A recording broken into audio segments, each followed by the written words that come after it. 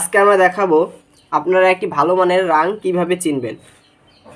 আমাদের ইলেকট্রনিক্সের বা ইলেকট্রিক্যাল কাজে আমাদের সবসময় একটি প্রয়োজনীয় উপাদান হলো রাং, যেটার মাধ্যমে আমরা সোল্ডারিং করে কোনো ডিভাইসে জোড়া লাগাই।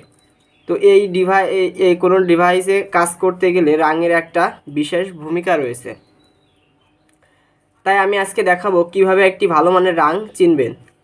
তো আমার কাছে এই ধরনের একটা রাং আছে। তো এই রাংটি আমি টেস্ট করে দেখব। তো আমি টেপটি খুলে ফেলাই।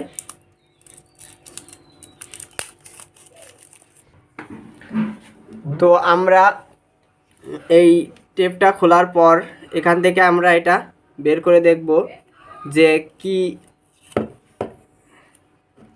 রকম। তো এই রাংটা তো আপনারা দেখবেন এই রাংটি যদি অনেক শক্ত হয় তাহলে এই রাংটি মনে করবেন এই রাংটি 2 নাম্বার, এবং এই তারটি যদি অনেক নরম হয় তাহলে এই রাংটি ভালো। তো এই রাংটি আমরা একটু সোল্ডারিং করে দেখব। তা সোল্ডারিং করে দেখা যাক, আমরা সোল্ডারিংটি করে দেখি যে কেমন গলে এই রাংটি। তো আমরা এবার এটাকে সোল্ডারিং করে দেখি যেটা কীভাবে গলে কিনা।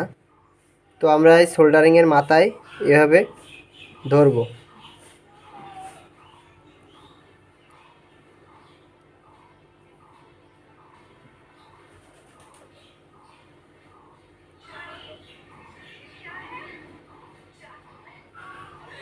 এখনো ভালো গরম হয়নি।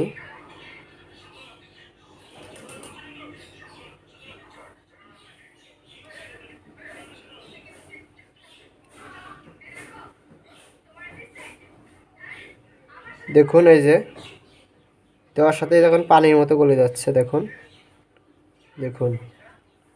দেওয়ার সাথে পানির মতো দেখুন কিরকম গলে যাচ্ছে। তাহলে এই রাংটি বোঝা যাচ্ছে ভালো মানের একটি রাং। তো এই রাংগুলো আপনারা বাজার থেকে খুব সহজে ক্রয় করতে পারবেন। তো আপনারা দেখুন দেওয়ার সাথে সাথে দেখুন গলে যাচ্ছে। দেখুন কিভাবে খুব সহজে রাংগুলো গলে যাচ্ছে। তো এভাবে আপনারা খুব সহজে ভালো মানের রাংটি টেস্ট করতে পারবেন। এই রাংগুলো আপনারা বাজার থেকে খুব সহজে ক্রয় করতে পারবেন। এটি একটা অ্যাক্রিল কয়েলের তারের দাম নেবে আপনার কাছ থেকে 120 থেকে 100 টাকার মধ্যে। তাই আপনারা ভালো মানের রাং চিনে রাংটি ব্যবহার করবেন, কারণ এই রাংটি আপনাদের ইলেকট্রনিক্সের কাজে একটি বড় ভূমিকা রাখে এই রাং। কারণ রাং ছাড়া কখনোই ভালোভাবে আমাদের সোল্ডারিং করা হয় না। তো আজকে আমরা দেখালাম কিভাবে একটি ভালো মানের রাং চিনবেন। তো আমার ভিডিওটি যদি আজকে ভালো লেগে থাকে অবশ্যই আমার চ্যানেলটিকে সাবস্ক্রাইব করবেন এবং পাশে থাকা বেল বাটনটি অল করে দিবেন। ধন্যবাদ, আজ এ পর্যন্তই।